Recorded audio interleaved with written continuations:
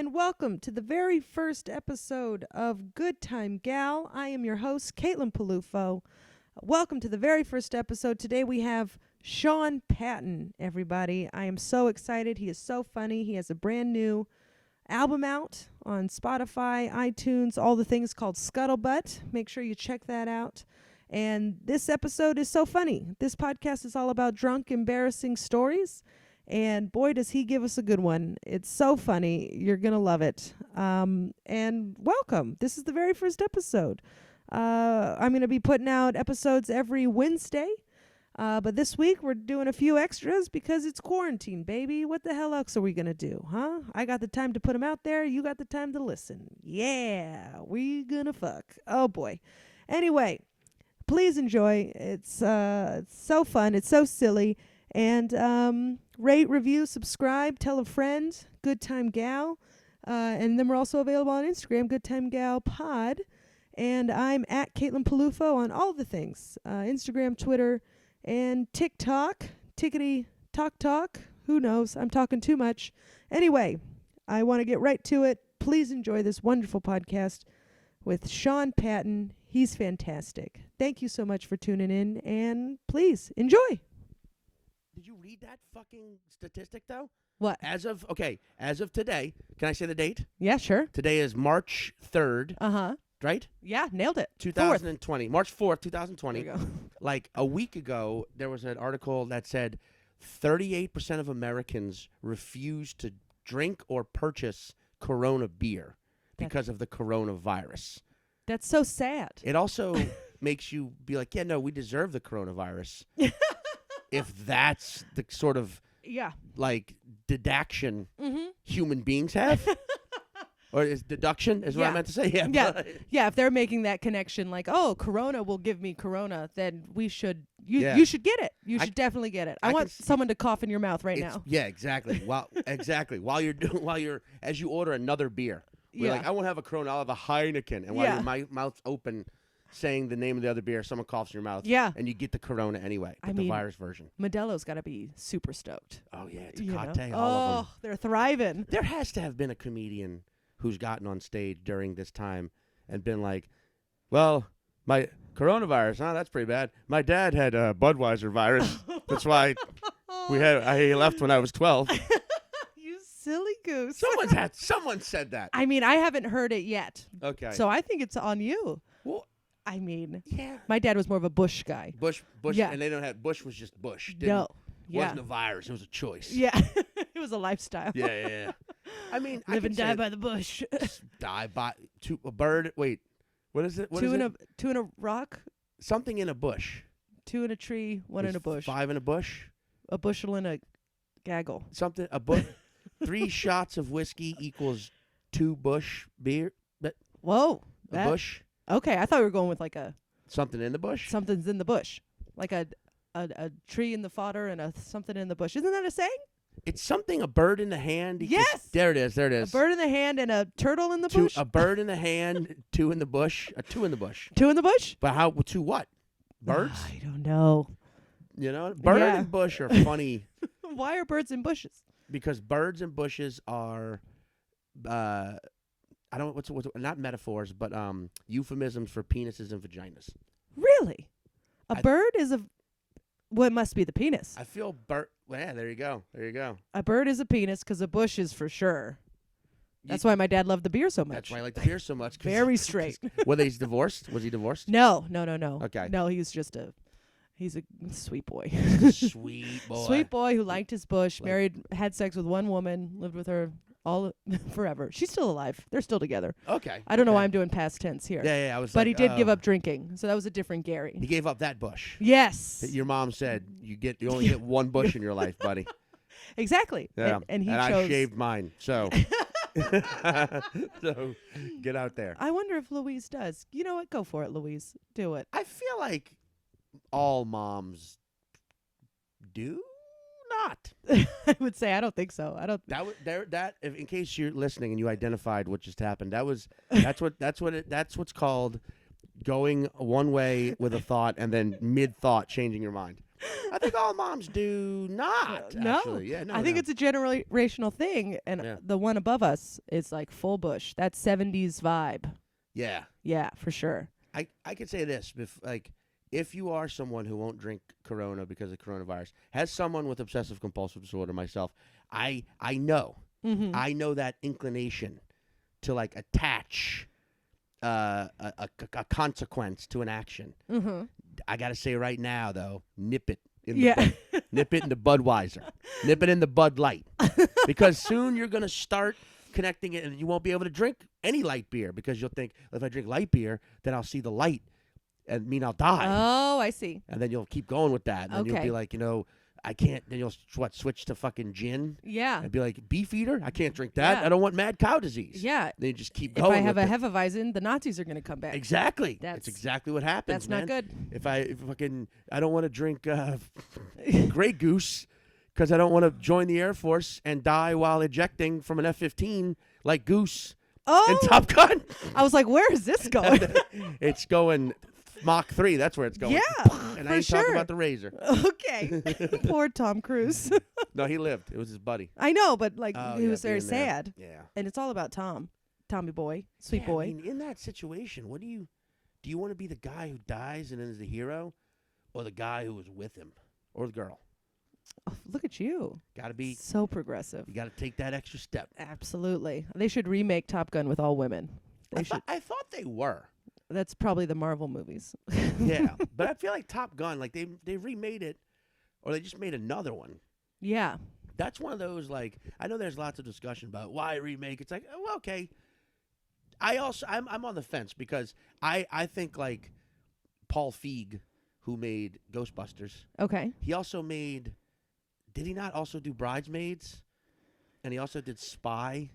I think so. I don't know about Spy, but I think he did Bridesmaids. But it's like Bridesmaids. no, Judd Apatow did Bridesmaids. I don't think he directed Bridesmaids. Oh, okay. I think he produced it or was involved. Oh, with it. okay. But point being, it's like Bridesmaids right there Mhm. proves that you can have a genius comedy with an all-woman cast. Like Mhm. that right there. Not that was the first movie to prove that. Yeah. But in my opinion, that movie is I put Bridesmaids up there with fucking Caddyshack, Yes. with like Ghostbusters, It's so with the funny. original. Mhm. But I put it up there with Animal House. I think it's a fucking perfect comedy in many Yeah. ways. It's great. And it proves that you don't need to remake shit. Yes. That you can now let's just go make more. Yeah. And so like I almost feel that Paul Feig remade Ghostbusters as like an egotistical thing where he's like, see, I can make women funny. So let's tackle. So I'm like on the fence where I'm like, I don't think you need to remake shit, just make new stuff. Yeah. However, if you're gonna remake something, do like a Top Gun. Yeah. Why not? That was a fucking dumb, like That's- tongue in cheek, yeah. like just like fun movie. Now do it with all women. That sex scene, though. Do you remember that sex scene? I saw that, and I was like, I can't believe they're showing this. There's literally, and now the sex scenes are like much more racy, but it seemed so simple. Like you just saw him enter her, and her face was very, I don't know. It seemed very realistic to me, and I was like, Gah! Those are fun sex scenes from the 80s and 90s even, where like it's like, wow, sex is just so easy to just do. Yeah. Doesn't matter what position you're in. Yeah. Doesn't like I remember I lost my virginity in 1998.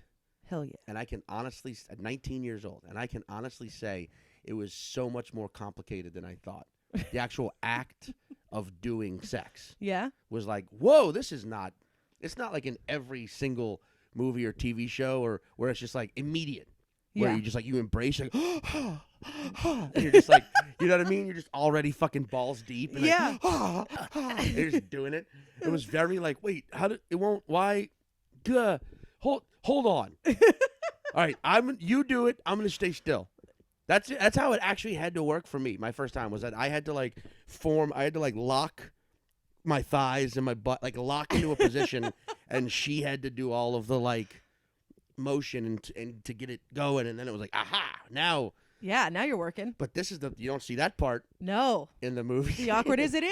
Is it in? Is it in? Yeah, that's wait, is it in? You're like, wait, shouldn't that? And she's should like, not that's be my ass. asking that? Yeah. Oh my God. Now, when you lost your virginity, were you college? age? That's college age, 19. I was out of high school. Yeah. And were you drinking? Oh, yeah. Yeah. Were you drunk when you lost your virginity? No, I was definitely mega nervous. Oh. Yeah. Yeah. And that had a lot to do with a semi-Catholic upbringing. Okay. Right? Which my parents did not inject into my parents were non-religious. They didn't care about religion. But I grew up in southeastern Louisiana. You are religious by default. You know what I'm saying? Because back when I was there was still prayer in school was still a big thing. Mm-hmm. And I went to public schools for high school, but you had prayer in school and you had religion class, both of which you had to take. But then I went to all boys Catholic school leading up to that. Catholic schools have I don't 100% know how it is now, but back then Catholic schools had all the money and all the better. Yeah. They had the better education system. And so we all went to fucking Catholic school. And yeah, so you just had this like ingrained like, but am I sinning? And then this other part's like, yes, you are. Sin's okay. So the sin won in that situation. It did win that situation, but I was definitely not drunk when I lost my virginity. I don't think she was either. But she 100% instigated it. Oh, that's great. Was it a 100%. girlfriend? It was a girlfriend, and it was like I was such I'm still such like a introverted guy when it comes to shit like that. That she needed. If she had not done that, I'd probably still be a virgin. Really? No. I was gonna say that doesn't really I can't see that with the Sean Patton I know now. By the way, this is Sean Patton. Oh yeah. That's how you doing? We like at this here on Caitlin Peluffo's podcast. That's me. Yeah. We like to get real personal before we introduce the person. Yeah. Now you have a little hint, a little taste of who it could be. I like your style. Thank you. I like your style. Yeah. Well, wait. What is your zodiac sign? Capricorn. So wait. What do you know which sign that falls under the category of? Because there are 4. It's a goat animal. It's a goat? I believe so. Oh, so you don't know if it's a water, fire, earth, or air sign? I think it's a Earth. When is your birthday? January 7th. Okay, I think you. Yeah. I'm not sure. I don't know shit. The zodiac. Here's the thing about it. Was this what you learned in Catholic school? No. This is what you learn the exact opposite of all this. Yeah. But that's what my point is that like I think the zodiac is ridiculous mostly, but I love it. Yeah. And I do think there are certain attributes of certain signs that are real, that are in you, and like. Because, like, Scorpio, I'm a Scorpio. Oh. And Scorpios are known for being, like, secretive. 100% true. Really? Yeah, I'm even talking about in regards to, like, hey, this bag is really heavy, but I don't want anyone to know, so that's going to stay my secret. And I'll just suffer with this heavy suitcase. And if someone's like, hey, you need help with that? I'm like, no, why would I need that? Yeah. So it's like secrets don't have to be like, I know where fucking Hoffa's buried. It's not that. It could be anything. It could be a secret. A Scorpio could turn anything into a secret. That's so interesting because on stage I feel like you're very honest and it's very 100%. Whatever comes into your brain is what you trust to come out and you go with that. You have to be on stage. Yeah. Yes. And so that to me seems like the opposite of secretive. I feel like that's like the treaty I've struck with my psyche. Yeah. It's like on stage, just let it all out as a human being. But like also, Scorpios are known for being seductive, but also insanely jealous. Oh, any of those fit? Yes. Which one? Both. Okay. It just took a little while to bloom. But also seductive doesn't necessarily mean members of the opposite sex. Oh, it also means like gay guys love me. Which is very flattering. That's lovely. And people want to sell me things. I think I seduce any sort of salesman. Really? It's any time. I swear to God, I've been like I've been in a mall outside of a store, like looking on my phone, and have had like salespeople everywhere from the Gap to like the Apple store come out of a store to be like, "Sir, can I help you?" Like. Come out of the store more than once in my life, probably 8 times. Really? Like, yeah, like if I walk into bars, the bartender like always just reacts to me. Yeah. Like I swear to God, it's like if you're selling something, I can I have a seductive that guy wants to spend money / get suckered / get shit faced. Yeah. So that, but yes, jealousy. Yes. Yeah, jealousy. Are you not jealous? I used to be, but this is probably the first relationship where I have not been. The one as you're much. in currently? Yeah, the one I'm in currently. How long now? A year and a half. Ooh. Yes. So we're getting right to, but we've been friends for years. How long? We were friends for I think 2 years before we got together. So do you think that the seed was planted for 2 years and the tree just blossomed when you guys got together? I think maybe on his part, Oh, I yeah. get tunnel vision when I'm with someone. Yeah. Because when we met, I was with another person, and that's why we were friends. He was also with another person. Oh. But I'm extremely loyal, Yeah. which I think is a Capricorn sign I trait. feel like Capricorn is loyalty and yeah. not what's it like perseverance? Yes. Yeah. I've been told I'm very determined and Yeah. work oriented. And then and loyal. And Yeah. so I didn't even let myself think that until we broke up. And then Steve was always around. And then we started getting along. And then we both got Colbert around the same time. And so we were kind of bonding around that and okay. panicking. Panic will bring two people Panic together. Will. Oh, yeah. Whatever that sound. Yes. This visualize Mhm. that. you know? Yeah. And then we got drunk one night and it just happened. And yeah. oh really? Yes. Drinking, I can't. That's why I ask about when you lost yeah, virginity. yeah. I can't. When I lost my virginity, I was very sober. Yeah. I wasn't drinking at all in high school. But then, brag, I lost my virginity in high school. Yeah, I was about to ask. How old do you want to say? I was 17 or 18.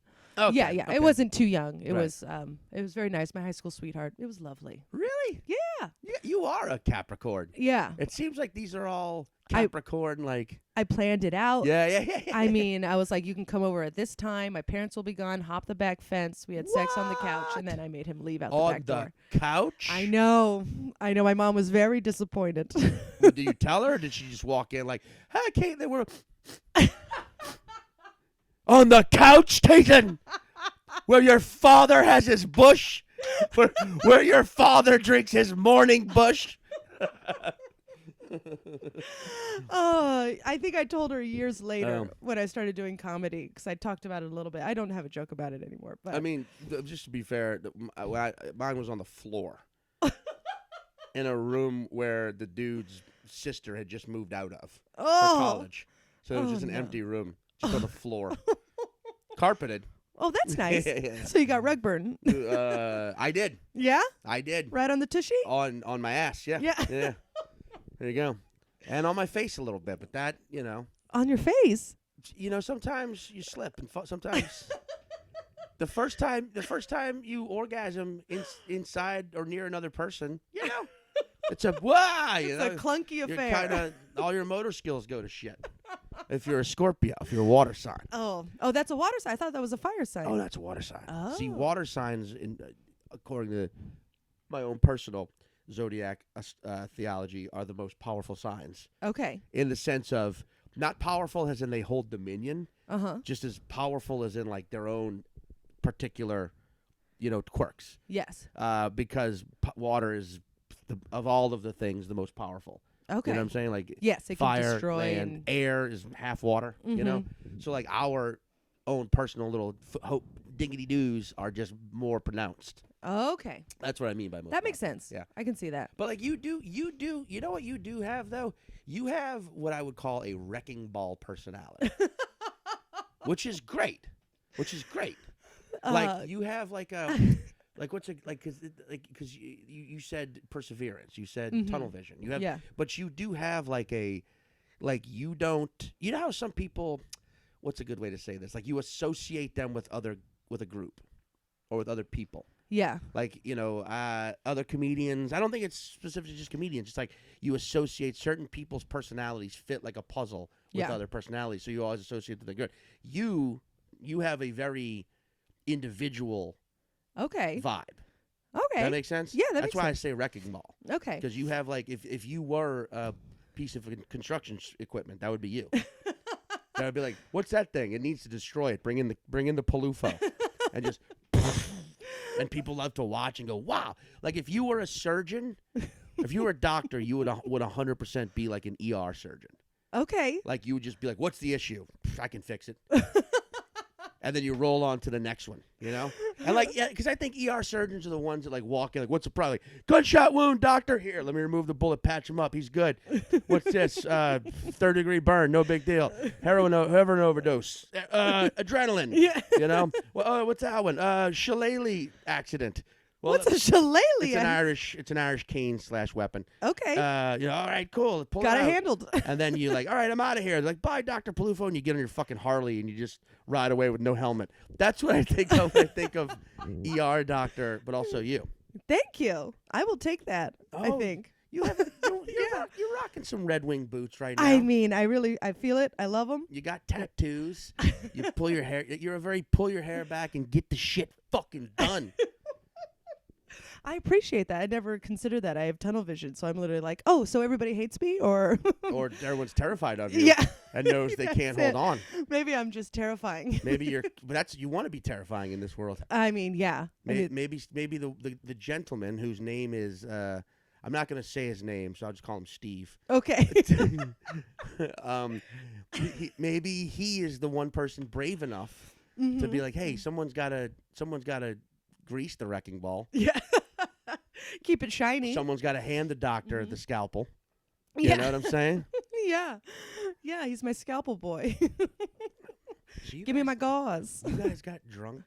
Oh, yeah. We got hammered and stumbled home and then had sex. But then we knew it was good. Wait, here or Here. there? Here, Yeah, here. here. I'm in the den. You can smell it, baby. I can see it. You guys left an imprint in Yeah. the prison.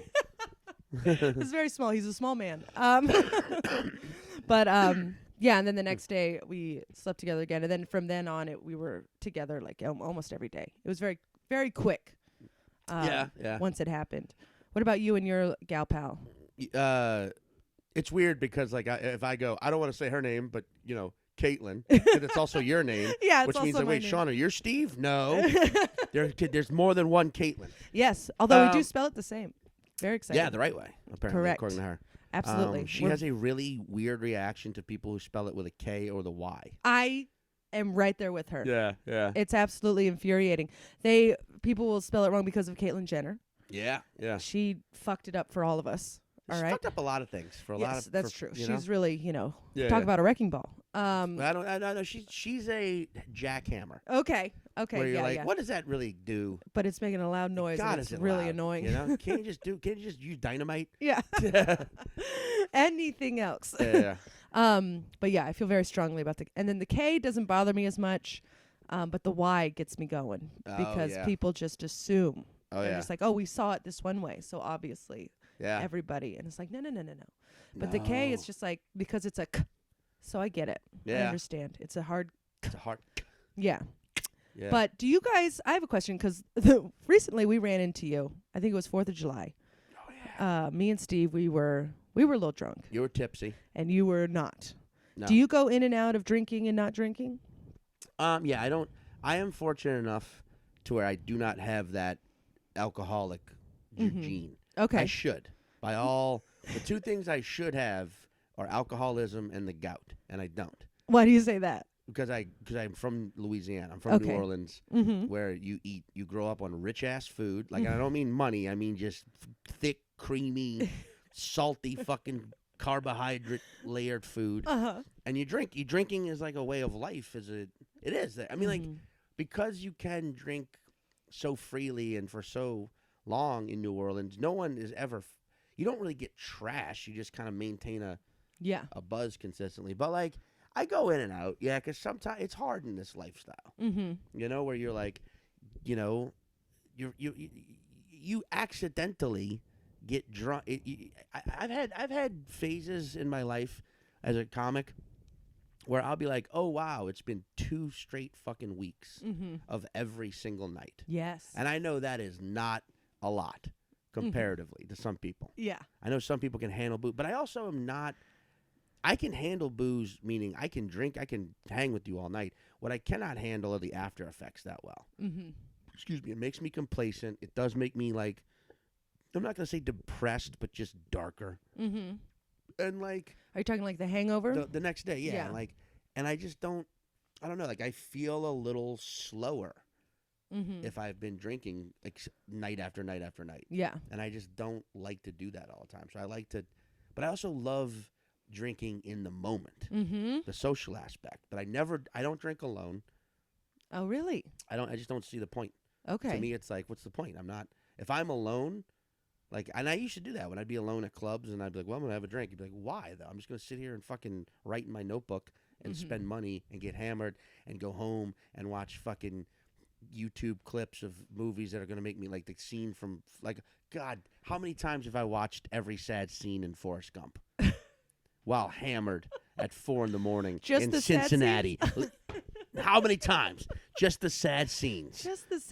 Just his friend dying over Just and to over. just to pump some emotion out of this drunken shell I've become. Or how many times have I like reread? Good God! Let me ask you this. You know, I'm gonna do a Jeff Foxworthy thing. If you've drunkenly reread emails you sent to the love of your life, telling them goodbye, even though they already told you goodbye in their own words years before that, at 5 a.m. in Minneapolis, Minnesota, you might be a comedian.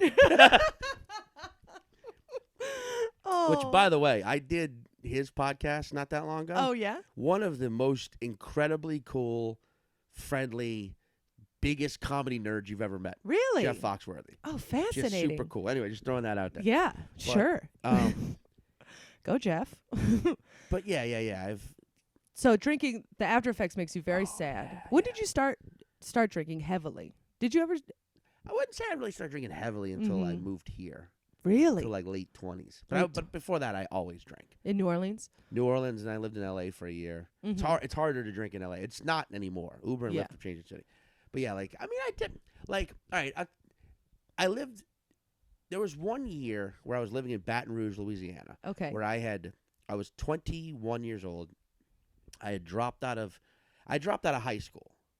Really? Right? Yeah, I was skipping fucking class constantly my senior year, so I basically got told, you've missed too many days to pass. You either drop out or come back next year. Uh-huh. And I was like, fuck that, I'm out, done. And I dropped out of high school, but then I scored high enough on the ACT. Oh, wow. Well, I mean, it's the only standardized test you have to take in Louisiana. And so I was able to get into like community college. Okay. And I went to like BRCC in Baton Rouge because it's next to LSU, and I had friends there, right? Anyway, then I dropped out of that, of course, as well, because school just wasn't a thing. Yeah. So I spent a year just being this like fucking drunk loot. It was insane. I worked in a kitchen. I drank every night. But I was also, it's different when you're 21. Yes. You can drink every night. Yes. And I worked at a job that basically would do things where, I think most jobs do this, especially kitchen employees, but like you could go and take out loans against your paycheck. Really? From the boss. So you'd be like, hey, after every shift, be like, can I get 100? And they just take it out of you. So you get your paycheck and it'd be for like $80. Oh, wow. It was terrible. Yeah, that sounds horrible for drinking like a fucking maniac. But there was and I've told this story before, but I think it's a good one for this podcast because it's insane and I like to tell it. But I basically got fucking hammered all the time. I was at a party, right? Mm-hmm. I was at this like rando house party where I knew some of the people, one of the guys I worked with, and there was this girl who I had known probably since high school. Okay. She went to a different high school than me, but she was, she lived in Baton Rouge. She went to LSU. We kind of knew each other, but I was like, I don't want to say in love with. Okay. That's one of those ridiculous, like, I fawned over her. Like, no. I forgot she existed every time until I saw her again. Yes. And when I would see her again, it was like, oh, and then you would get like the Dreamweaver eyes, and you'd be like, maybe if I was with her, I could straighten my act out. Oh, I see. She inspired you. Have you ever met that person, by the way? Not the person who you think would inspire, but the person who is convinced they need to be with the right guy or girl to get their shit together?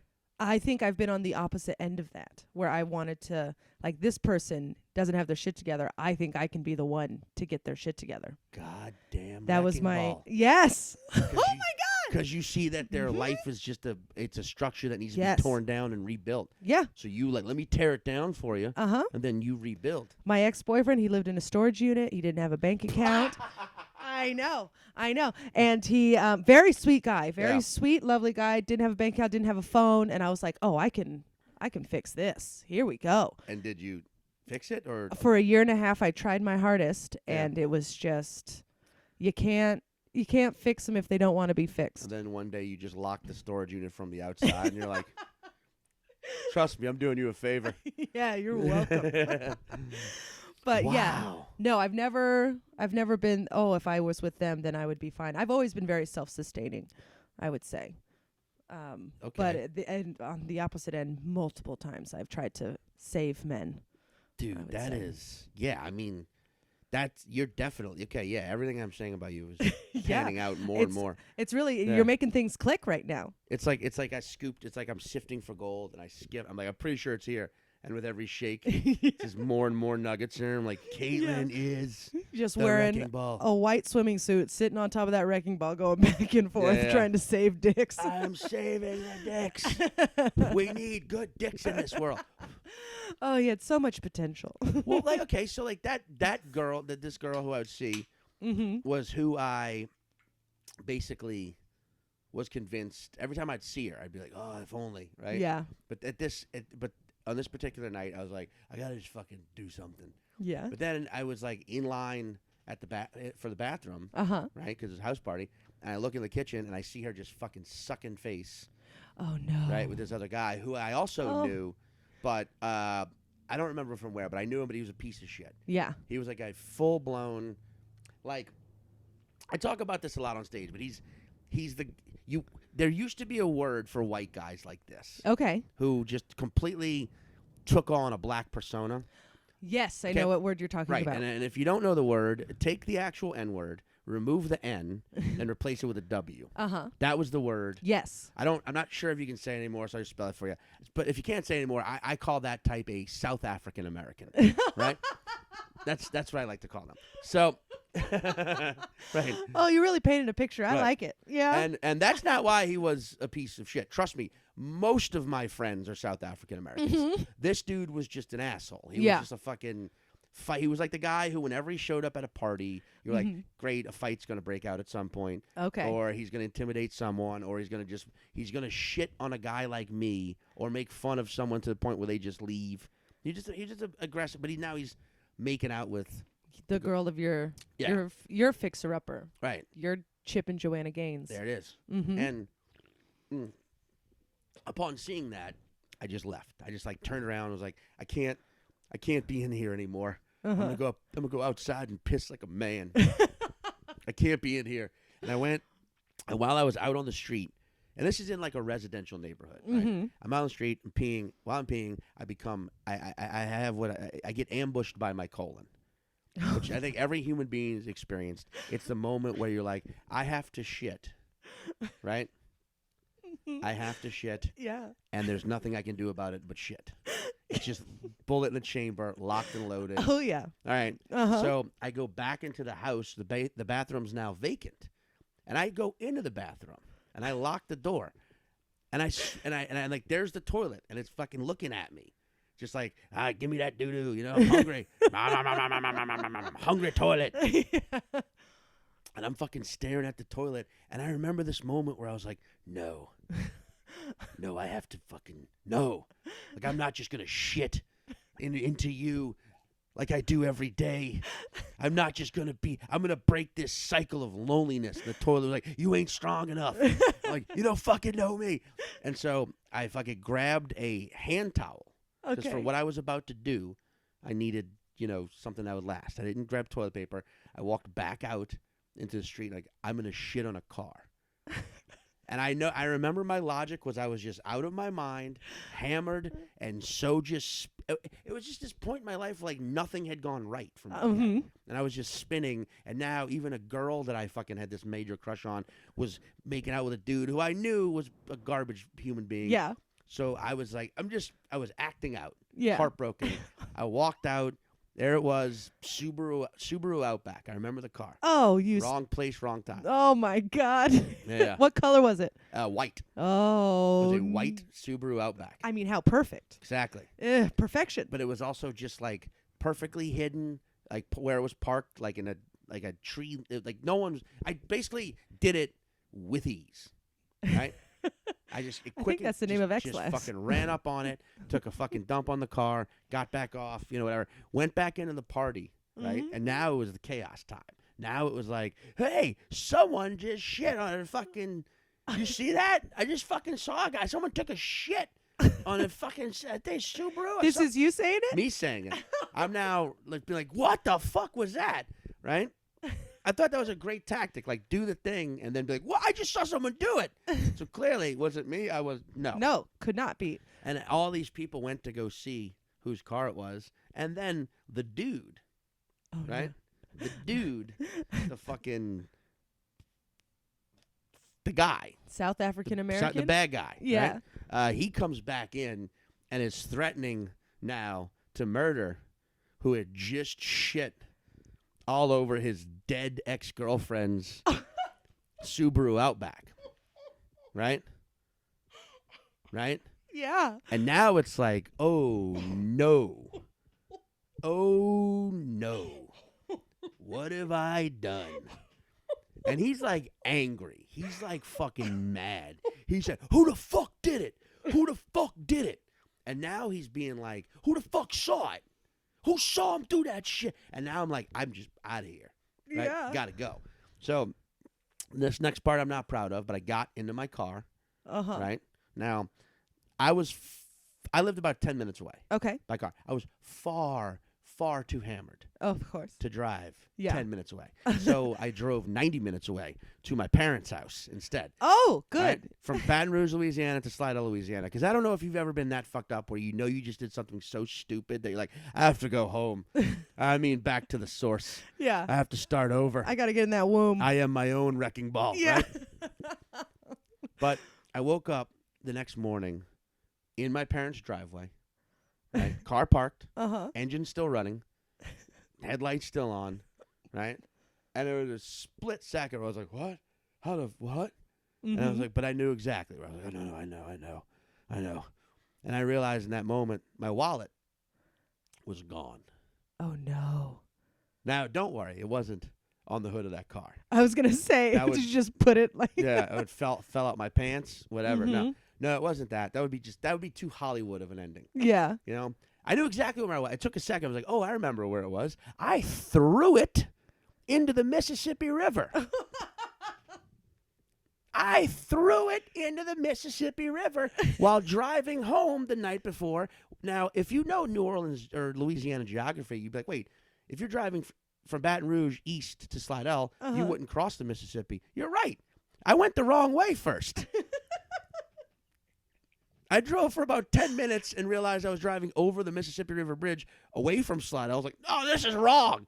And finally U-turned, and on the way back, I was like, no one can know. If they pull me over, I'm fucking hammered unless they can't prove it's me. And I fucking shut. That was my drunken logic. Like, just don't have any ID, and if you get pulled over, how are they going to know who you are? How are they going to know? It was so fucking stupid. Yeah. So stupid.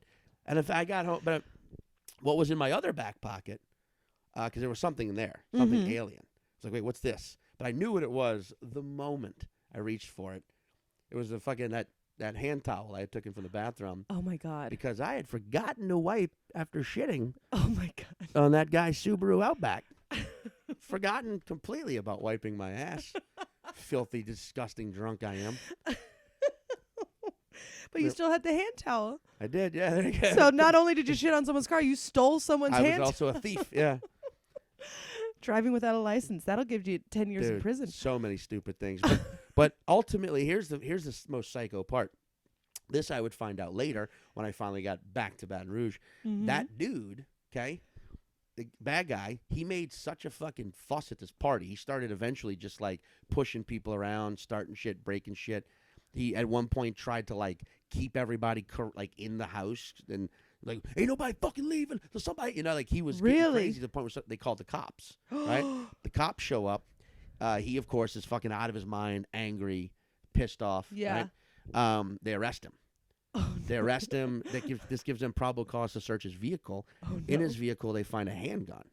A handgun that they traced back to a shooting from like I don't remember the exact amount of time, but earlier a month or so earlier. No one was killed, but like a drive-by happened, and they had bullets, and they traced it back to this gun that was in this dude's fucking car. Oh my God. Right? So in a way, it's like my intestines are like Watson and Holmes. Yeah.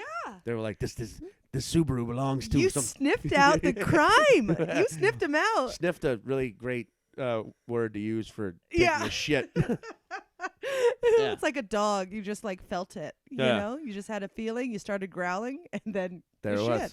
I also found out way later too that dude's girlfriend. Just because she died of like natural causes. Very sad. Oh, his okay. ex-girlfriend. But I don't know. I don't know. I still don't understand the logic. Like, well, how did he get her car? Yeah. Maybe bought it, or I don't know. She left it to him. Who knows? But yeah, pooped on that Subaru. I guess it got impounded. Oh my God. I also love the idea of a drive-by happening in a Subaru. I never thought about that. That's fucking hilarious. Because it's also like the perfect drive-by car. Yeah, you would never You'd be suspect it. Oh, who are these lesbians? I'm like, oh, they're armed. Don't call them lesbians. I just that Yeah.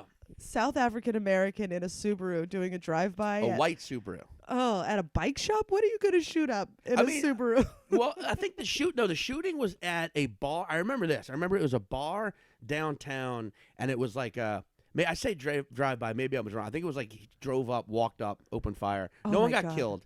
That's still terrifying. Oh, that dude. There's a bar in New Orleans called Snake and Jake's. Okay? I already love it. Yeah. It's now called like Snake and Jake's Christmas Lounge. I think they added more into it.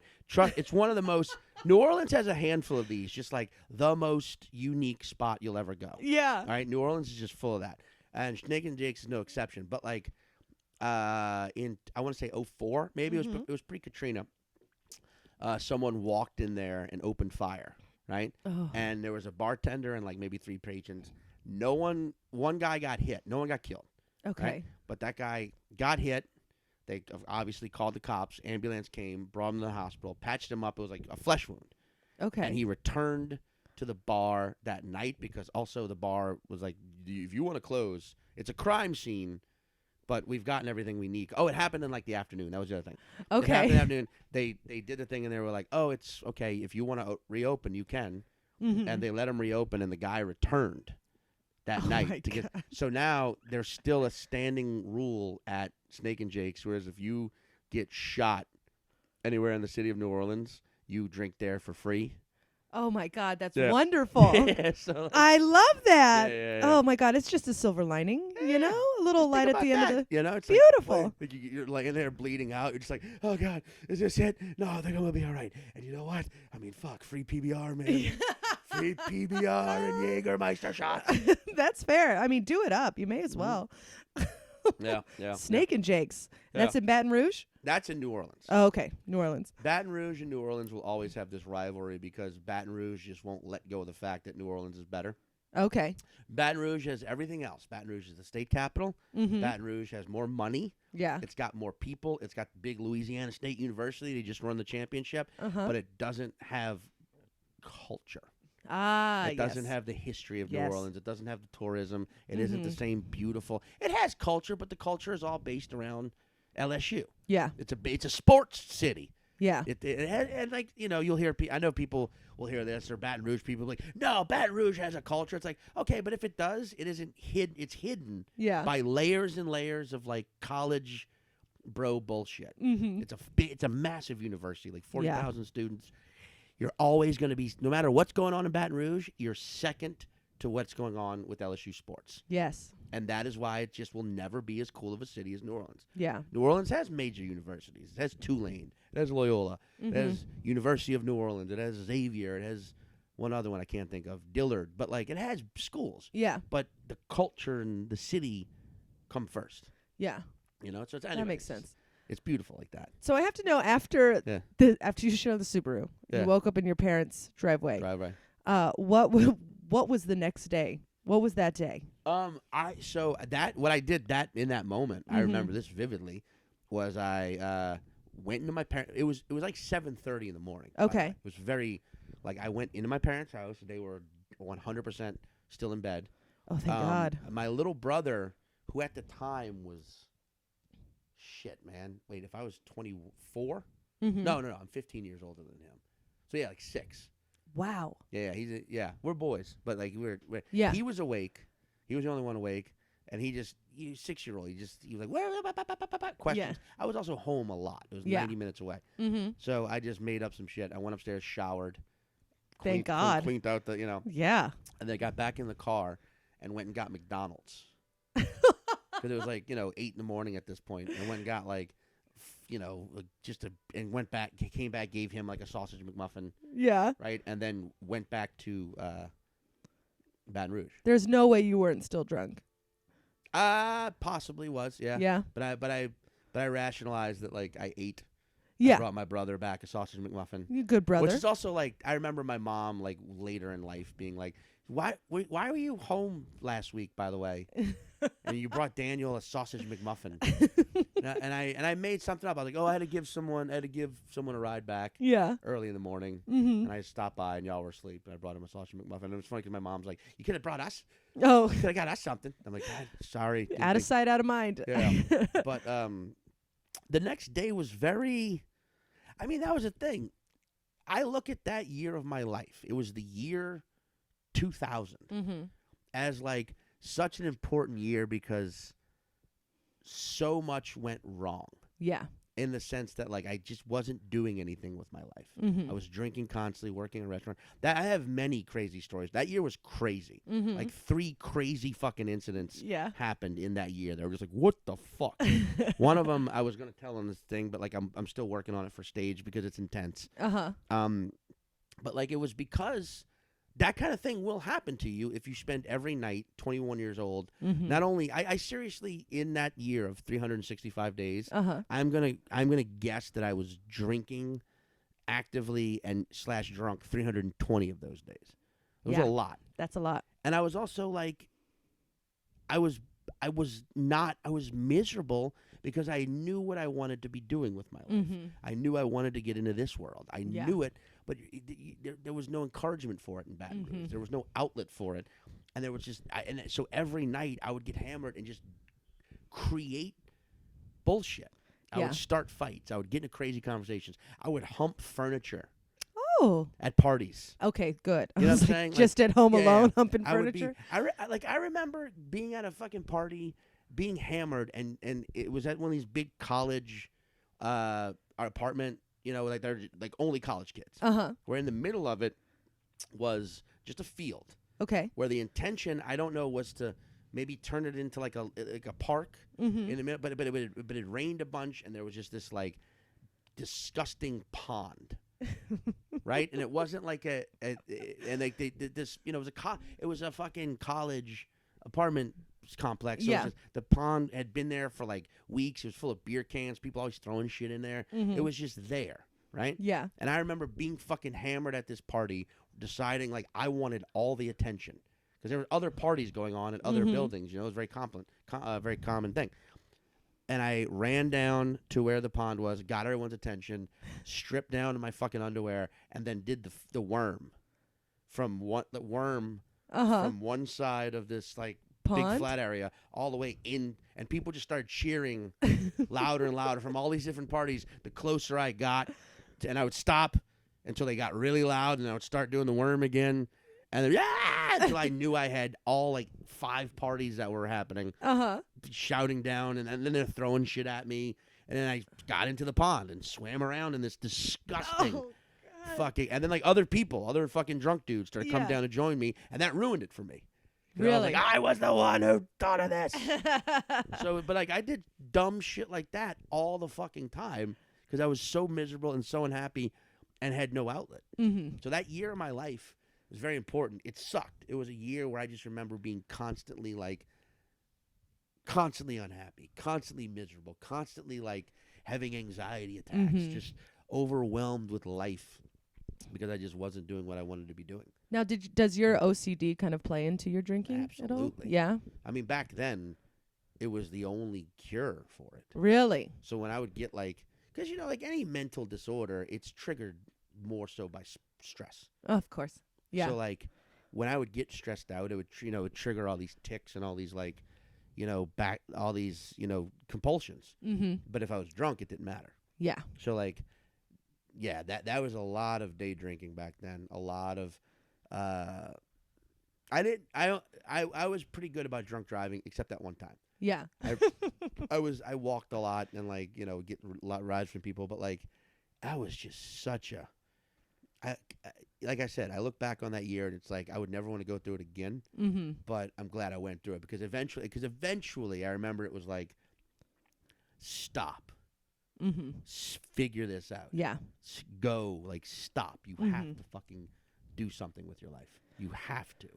Yeah. And I did eventually. You did. But how long after that year did you start comedy? I started. So it was actually a year and a half. I'm saying it was just a year. It was like You're rounding down. I think that's okay. Well, like all the turbulence all started in like early 2000, and then like in August of 2001, I moved back home to Slidell. I just had to get the fuck out of Baton Rouge. Mm-hmm. I was broke. I was miserable. I wasn't doing anything. I was working at this restaurant. Miserable. I got back home and did like a month of research on how to start, like where. And I found like this 2 or 3 open mics in New Orleans. Yeah. And then I like wrote material. Oh, that's great. I'm going to go do this. And then 9/11 happened. Oh. And I remember being like, it was fucking insane. But I remember also being like, all right, you don't know. It really did you don't know what because no one knew what the fuck was going to happen after 9/11. But it was just like you can't wait on this anymore. Like even if you only get this one chance to do it, just do it. Yeah. So like it was like 3 weeks after 9/11. I know the exact date that I started doing stand up, and it was like roughly 3 weeks after 9/11. I was like, fuck it, just go do it, and I did. That's great. And it was like I did have that, like, I didn't kill by any means, but I did have that, like, moment. Aww. You know what I mean? That moment of, like, here we go. Yeah. Here we go. All right. That was it. That okay. And you've had, and of course you have a fucking shitload of doubts and of course. bad times and, like, questioning yourself. Like, what am I fucking doing? Why is this what I'm supposed to be doing? But then you have the great times, too. Yeah. And you're in and here we are, 19 years later almost. 19. That's great. Mm-hmm. It's so funny, like feeling lost. Whenever I'm feeling lost, that's when I start drinking more. Really? Oh, yeah. Like yeah, that makes sense. 2 years before I started stand-up, I was in New York City, and I was working at a restaurant, which the restaurant is just, oh, my God, it is lighter fuel to just well, also, people don't any realize, problem you have. But also, some of the most, like, highly intelligent yet dysfunctional people, yes. they all work in restaurants. Absolutely. This is why you do not be a dick to your waitstaff. Mm-mm.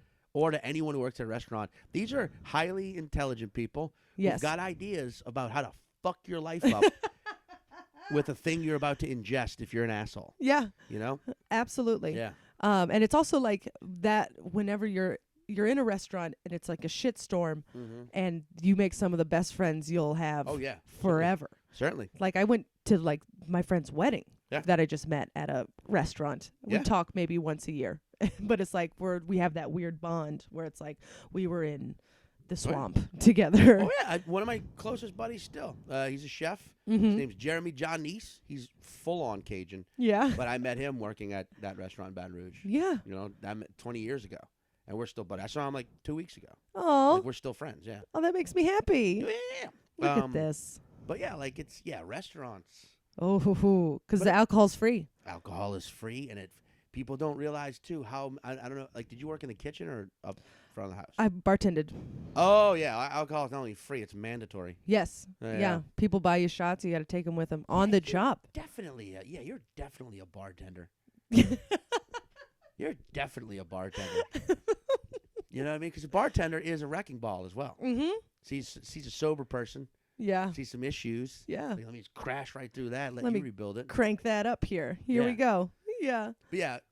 Do you feel like some of the early root or some of the early seeds of performance were as a bartender? Oh, for sure. Because you gotta dance. Yeah. You gotta dance. And I was a server, Mm-hmm. and it's also a very performative job. And then bartending, that just added, Oh, yeah. glitter to whatever the hell I was doing. That performance is just now like, and now you have power. Yeah. So when you started then, did you, because you were still a bartender, did you quit? I quit the week before I got Colbert. Yeah. Oh, no, that's great. But I mean, like, so you were still bartending and doing stand-up. Yeah, I was bartending brunches. Mm-hmm. Oh, okay. Because I was about to say, like, that's a crazy. Yeah, it like, was a lot. Like, go do a set and then run back to the bar? Well, the first two years that I was doing stand-up, I was doing like 5 mics a night on my off nights and then bartending 3 nights a week. Okay. So that's how I was able to do it. Right. And plus I wasn't good, so I would work Friday and Saturday nights, make all my money pretty much, right, and then do mics Sunday through Thursday.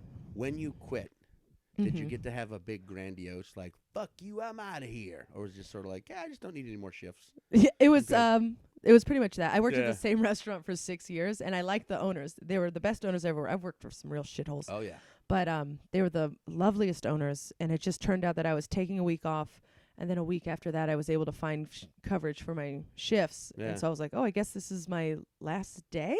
And so we played Lady Gaga, and I had a Bloody Mary and fucking left. That was it. Later. Yeah, pretty much. But I still go there. It's in this neighborhood. Oh, It's yeah? right around the corner. Yeah. Okay. Yeah. And my ex-boyfriend also worked there. He was a line cook. Okay. So I'm very familiar with the Just think about that next time you're in a restaurant and you order food. There's a possibility someone handling it might be living in a storage unit with no bank account. Or shitting on a Subaru. Definitely shitting on a Subaru. That you should just assume everyone's done. Yeah. Yeah, man, I definitely fucking.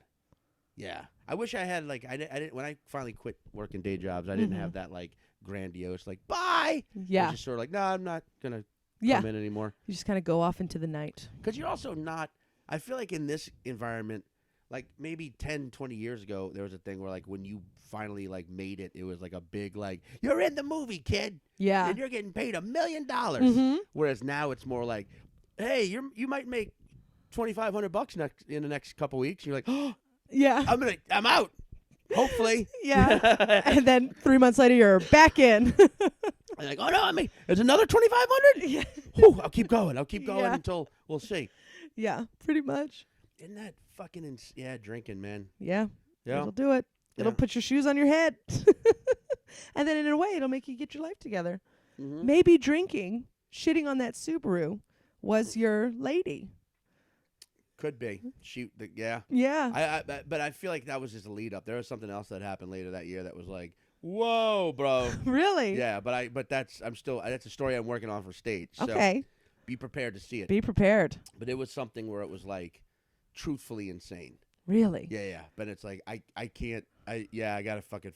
But also, excuse me, I'm lucky that I didn't have an event like flipping a car. Yes. Or like fucking waking up covered in blood.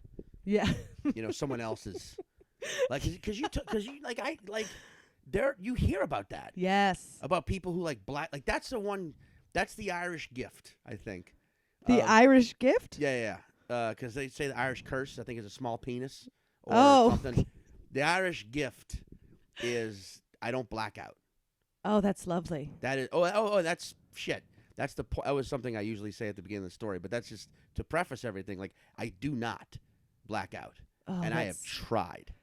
Wow. I have tried. I've had those nights where you mix vodka and gin and bourbon and tequila and OxyContin. I remember fucking popping Vicodin and OxyContin, but I would still always retain. Yeah. Not like I would wake up maybe a little fuzzy, but I never didn't know what happened. Oh. Which meant that I remembered everything. Yes. It's almost worse than blacking out. Yeah, it can be a curse in itself. Right, but I don't black out, and I feel lucky in that regard because I do know people who've like, I'm sure you do too, who've had that like, I don't know what happened, but there's a revolver. Oh God! In my room. I just have a revolver now, a 38. Yeah. Yeah. Like, I stole it out of a Subaru. yeah, exactly, man. Avoid Subarus when drunk, unless you're not driving. Well, Yeah. that doesn't help either. Well, yeah. No, just avoid them altogether. Well, Sean, this Yeah. was lovely. Thank you for having me on your podcast, sponsored by Subaru, Yes. And Corona. specifically the Subaru Forester. Yeah. No one ever poops on a Forester. You know what I mean? Always on the Outback. You know what I mean? Oh, the Outback, a very poopable car. It's lower, you know, and Yeah. it's less difficult to climb. Yeah, if you fall off, who cares? It doesn't hurt. Yeah, no. I probably did. No, thank you for having me. Thank you for. Where can people find you? Social media. Mr. Sean Patton on the Instagram. I'm there the most. I refuse to join TikTok. I think it's the end. I think that's the end of all things. Okay. You could find me. My website is meseanpatton.com. Dates are always posted and updated. And I have the podcast 5 Words with Caitlin Cook on the All Things Comedy Network. Yes. And my album Scuttlebutt. Yes. It's available now. Scuttlebutt. So funny. Go see him live. Thank you for having me, Caitlin. Thank you for being on. Good day. Didn't do a good time.